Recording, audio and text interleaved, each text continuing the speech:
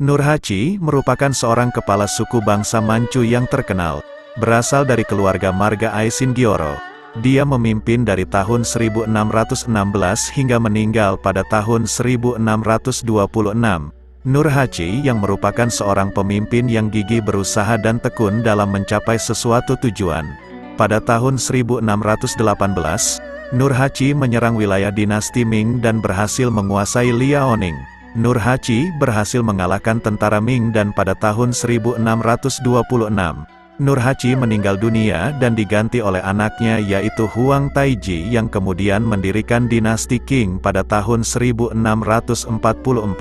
Walaupun sebenarnya dinasti Qing didirikan oleh Huang Taiji, akan tetapi Huang mengklaim kepada dunia bahwa ayahnya, Nurhaci, merupakan kaisar pertama dinasti Qing.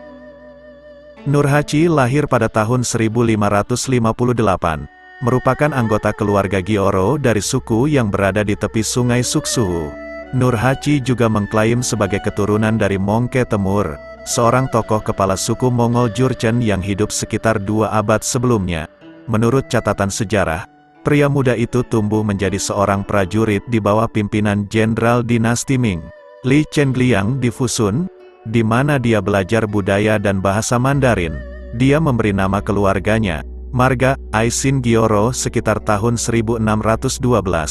Ketika dia secara resmi naik tahta sebagai Han dinasti Jin akhir tahun 1582, ayah Nurhaci, Taxi, dan kakeknya, Gio Changga dibunuh dalam sebuah serangan di Gure oleh seorang kepala suku Jurchen lainnya yang menjadi rival mereka, Nikan Wailan. Tahun berikutnya, ia menyatukan suku-suku Jurchen di sekitar wilayahnya.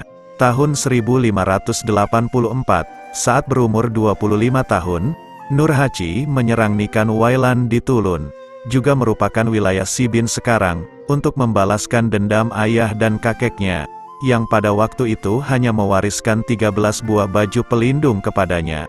Nikan Wailan mengungsi ke Erhun, yang kemudian diserang lagi oleh Nurhaci pada tahun 1587. Nikan Wailan mengungsi lagi ke wilayah Li Chengliang. Li yang mempunyai kepentingan pribadi untuk menjalin hubungan dengan Nurhaci, menyerahkan Nikan Wailan kepadanya. Nurhaci segera mengeksekusi Nikan. Kemudian dengan dukungan dari Li, Nurhaci memperkuat diri pada tahun selanjutnya. Pada tahun 1593, 9 suku diantaranya Yehe, Hada, Ula, Hoifa, Horchin, Sibe, Gualka, Juseri, dan Neyen menyerang Nurhaci, tetapi semua dikalahkan dalam pertempuran Gure, dari tahun 1599 sampai dengan 1618. Nurhaci melanjutkan ekspansi penaklukan keempat suku Hulun. Tahun 1599, dia menyerang Hada dan berhasil menaklukkannya pada tahun 1603. Kemudian pada tahun 1607, Hoifa ditaklukkan, diikuti oleh Ula pada tahun 1613 dan akhirnya Yehe dan kepala sukunya, Gintaisi, pada pertempuran Sarhu, tahun 1619.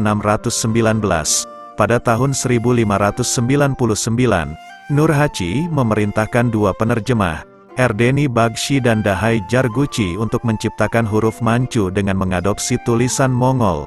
Tahun 1606, ia diberi gelar Kundulun Han oleh bangsa Mongol.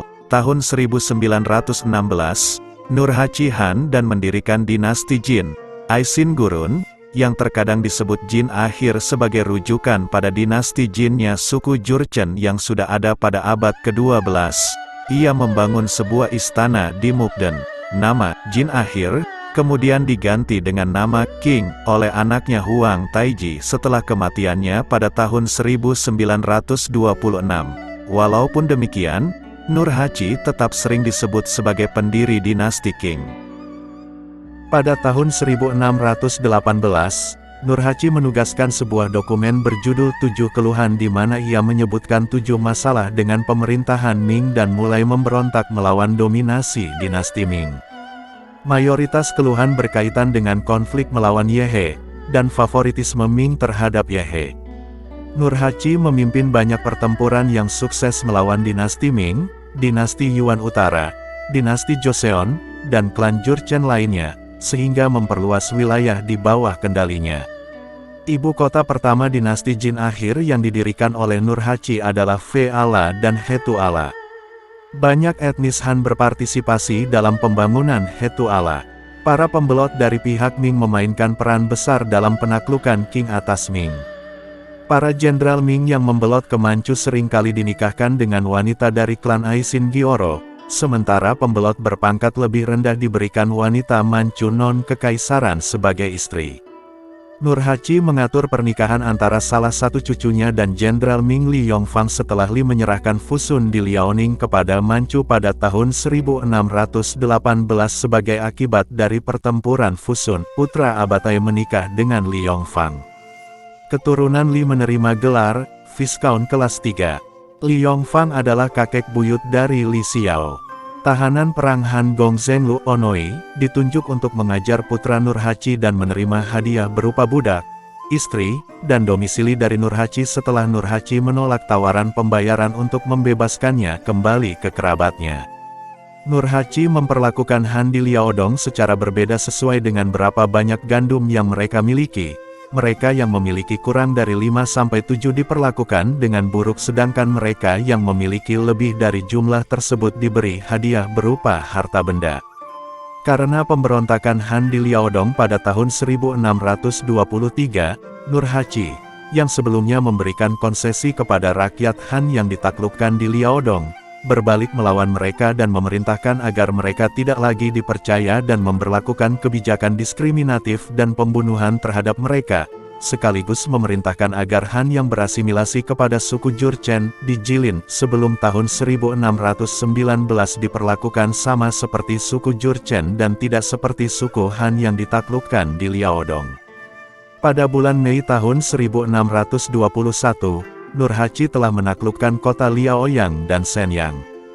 Pada bulan April tahun 1625, ia menetapkan Shenyang sebagai ibu kota baru, yang akan mempertahankan status tersebut sampai penaklukan Qing atas Ming pada tahun 1644. Pada tahun 1626, Nurhaci dikalahkan oleh Jenderal Ming Yuan Chonghuan pada pertempuran Ningyuan, yang merupakan kekalahan militer serius pertama dalam hidupnya. Dalam pertempuran ini, Nurhaci terluka oleh meriam buatan Portugis di pasukan Yuan. Tidak dapat pulih baik secara fisik maupun mental. Nurhaci meninggal karena luka-lukanya 2 hari kemudian di Aijipu pada tanggal 30 September tahun 1626, pada usia 67 tahun. Makamnya, Mausoleum Fu, terletak di sebelah timur Shenyang.